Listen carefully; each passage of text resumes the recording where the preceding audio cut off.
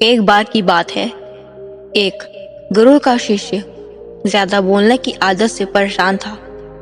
वह जब भी किसी से मिलता तो मिलने के बाद अपने मित्रों के सामने उस इंसान के बारे में अपना विचार देना शुरू कर देता था। उससे कोई पूछे या ना पूछे, वह अपने आसपास की लगभग हर चीज के बारे में अपनी राय बता देता था। आश्रम में रहने वाले लगभग हर छात्र और शिक्षक के बारे में उसकी अपनी सकारात्मक और नकारात्मक राय थी, जिसे वह बिना सोचे समझे लोगों के सामने रख देता था। जब भी आश्रम में रहने वाला कोई दूसरा छात्र अपनी समस्या लेकर उसके पास आता तो वह उसको पूरी बात सुना देता और उसे सलाह देना शुरू कर देता।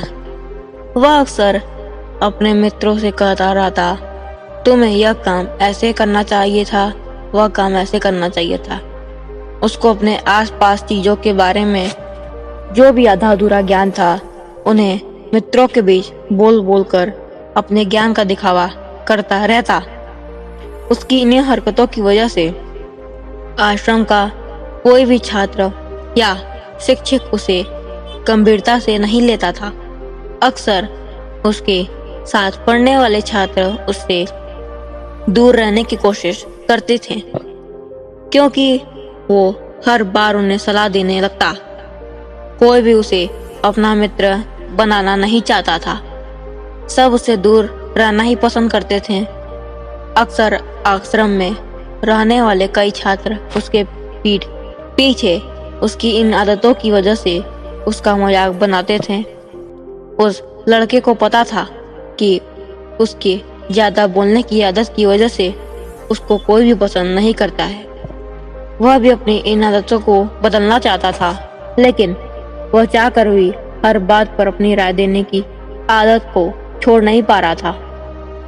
पर एक दिन वह अपने गुरु के पास गया और अपनी सारी समस्या गुरु को बताई। गुरु ने कहा, बेटा, ज्यादा वही इंसान बोलता है जिसे लगता है वह सब कुछ जानता है, पर जो इंसान यह मानता है कि वह बहुत ही थोड़ा जानता है और ऐसा बहुत कुछ है जो उसे सीखना है, तो वह कभी भी ज्यादा नहीं बोलता और ना ही बिना मांगे किसी को राय देता है। इसीलिए पहले खुद के अंदर का ये अभिमान हटाओ कि तुम्हें सब कुछ पता है। शिष्य ने गुरु के सामने अपना सिर झुका दिया। गुरु ने कहा, तुम्हारा ज्यादा बोलने की आदत को मैं एक दिन में ही तो खत्म नहीं कर सकता। यह आदत तुम्हें खुद ही अपने अंदर धीरे धीरे कम करनी होगी, लेकिन तुम्हें यह जरूर बता सकता हूँ कि कौन मौकों पर तुम्हें शांत रहना चाहिए, ताकि तुम खुद को दुखी होने से और किसी बड़ी मुसीबत में पड़ने से बचा सको। शिष्य गुरु की बातों में सहमत दिखाते हुए अपना सिर हाँ में हिला दिया। गुरु ने कहा, बेटे, इन 5 मौकों पर हर इंसान को अपना मुंह बंद रखना चाहिए।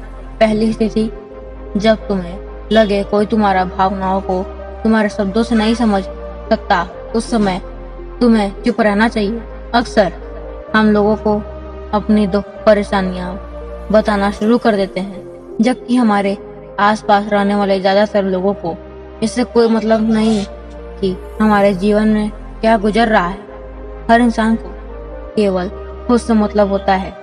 वह केवल खुद के बारे में बात करना चाहते हैं। वह केवल खुद की तारीफ सुनना चाहते हैं। उन्हें हमारे जीवन की परेशानियों से कोई मतलब नहीं और ना ही वह सुनना चाहते हैं। हो सकता है 1 या 2 बार वह तुम्हारी दुख भरी कहानी सुन भी ले, लेकिन उसके बाद तुमसे दूर भागना शुरू कर देंगे, क्योंकि कोई भी किसी दुखी और असहाय इंसान के साथ रहना पसंद नहीं करता।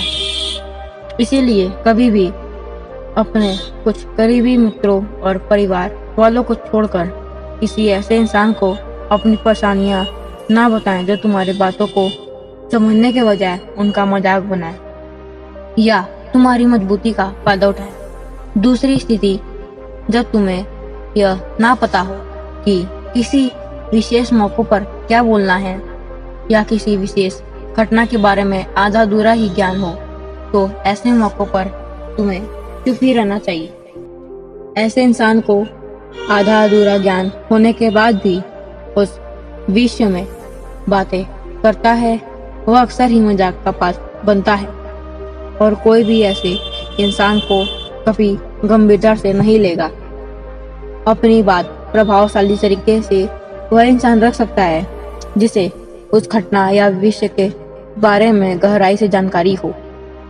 इसीलिए कभी भी आधी अधूरी और इधर उधर से मिलने वाली जानकारी के आधार पर लोगों से अपनी बात मनवाने की कोशिश ना करो। हालांकि दोस्तों, प्रभावशाली बातचीत करना और एक ऐसा इंसान बनना जिससे हर कोई बात करना चाहे, जिसे हर कोई सुनना चाहे, यह भी एक कला है जिसे हर इंसान सीख सकता है। आप भी सीख सकते हैं। तीसरी स्थिति, गुरु ने कहा, जब कोई इंसान तुम्हारे सामने किसी तीसरी इंसान की बुराई कर रहा हो तब ऐसी परिस्थिति में तुम चुप रहना चाहिए।